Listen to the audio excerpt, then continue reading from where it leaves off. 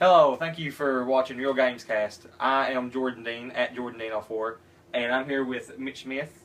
I don't know your Twitter handle. At John M. Smith 15 on the Twitter. And he will be reviewing for us last night's episode of The Flash, The Sound and the Fury. Being scooped up by a guy cutting head to toe leather's a long-time fantasy of mine, so thanks. Hartley Rathaway, prodigal son. He has returned. I was thinking of calling myself Pied Piper. Hey, I assigned the nicknames around here. He's using some kind of sonic technology. There's been a pipeline breach.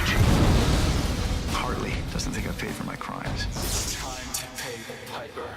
The Flash, new hit series this Tuesday at 8/7 Alright, Central. so tell us about what happened in last night's episode. What was the plot? Okay, last night, the big element of the Flash was the introduction of the Pied Piper, one of Flash's biggest villains from the comic books. Pied Piper had a kind of unique look to him. They kind of changed him up from the comics. But the main story of last night's episode was the introduction of the Piper.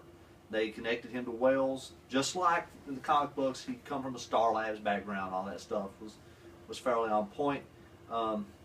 He reveals to Barry kind of early in the episode that he knows Wells' secret, which if you've been watching The Flash, everybody knows what Wells' secret is at this point. And it kind of builds some anticipation of everyone thinking Pied Piper's going to reveal to Barry that Harrison Wells is Reverse Flash. By the end of the episode, it was an entirely different secret. Secret that no one cared about, really. Yeah, I'm not going to spoil the secret if you've not seen the episode, but it wasn't a big deal. It did kind of bring Cisco and Caitlin's allegiance to Wells into question. They had to kind of re-examine their love of Harrison Wells. You know, they stuck by this guy through a lot, through the explosion, the particle accelerator, and all that crap. So they've been with Wells through a lot, and last night was the first time they really questioned him. So it was an important episode, but one that I felt kind of underwhelmed. So you said that the Pied Piper was introduced. How did the actor, I believe his name is Andy Minkus, how did he do? He was good. He wasn't given excellent material, but he made the most of what he had. I feel like The Flash has been a very consistent show throughout its first 11 episodes. They took a lot of swings. They've always hit home runs and everything. This is the first time they've kind of took a swing and missed. You know, they really changed the character from what his comic book version is. He wasn't tatted up like he is in the comic books. He wasn't as, I guess, roguish would be the word. He was very contemporary, much more similar to what you are used to seeing on Arrow. Like, he felt like he would have fit better on Arrow than he would the Flash. You know, he had the green costume, the hood. His sonic powers were gloves that shot sonic waves out. So basically, Oliver Queen and Black Canary's daughter or son. Yeah, in a sense, with sonic gloves. Yeah. I mean, it was an odd take on the character, but it was different. I will give them props for trying to be different and trying to give a realistic version of this character. But you got to be real on Arrow. You don't got to be real on Flash. We're already accepting that there's a guy that can run 900 miles an hour. You can give us superpowers there. But then again, you know, with CGI budget, the CW's probably giving them, they're probably just going to do that. Yeah. I heard you mention that Harrison Wells is, Caitlin and Cisco's loyalty kind of gets tested by him. How was that story arc? How did that pay off? Or? Well, it did. By the end, they gave it some loose, bad ending. They wrapped it up, but it was not a satisfying conclusion. Wells really showed last night that he is the premier star of the show. You know, Grant Gustin is great as Barry Allen. Don't get me wrong. And Barry Allen should be the center of the show. But Harrison Wells is the most interesting character this show has. He's very complex. We're 12 episodes in. Most of the time, 12 episodes in, you know what every character's intentions are for that season.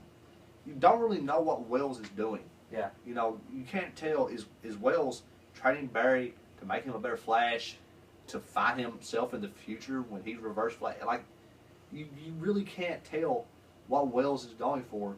And last night you've seen a lot of that. You know, Wells is questioned by Joe, and now there's doubt beginning to build in Barry's mind as to who Wells really is. And it's something that the show needs as it continues to develop toward that, probably I would assume, 22 episode season. So you've hardly mentioned Barry, who was supposed to be the main character. I mean, he is the Flash. Right, he's the Flash. What was he doing in tonight's episode besides Barry didn't have a lot of material. You know, I was really disappointed with the interaction with Barry and Iris. You know, Iris, she moves out, she moves in with Eddie. We should probably be Reverse Flash, but that's all another topic. But she moves in with Eddie, and Barry's fine with it already.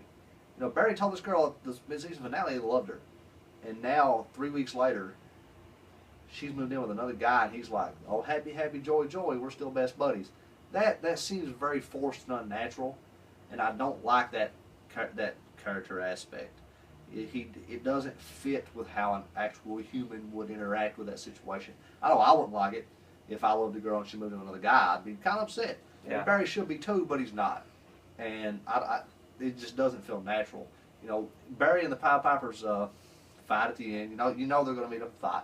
It was very underwhelming. It's nothing new. We've seen Barry dash through whatever the villain's throwing at him and then destroy whatever they're using. We've seen it before. It looks good, but we've seen it 5 times. Yeah. At this point, they got to start coming up with new ways for Barry to defeat his foes.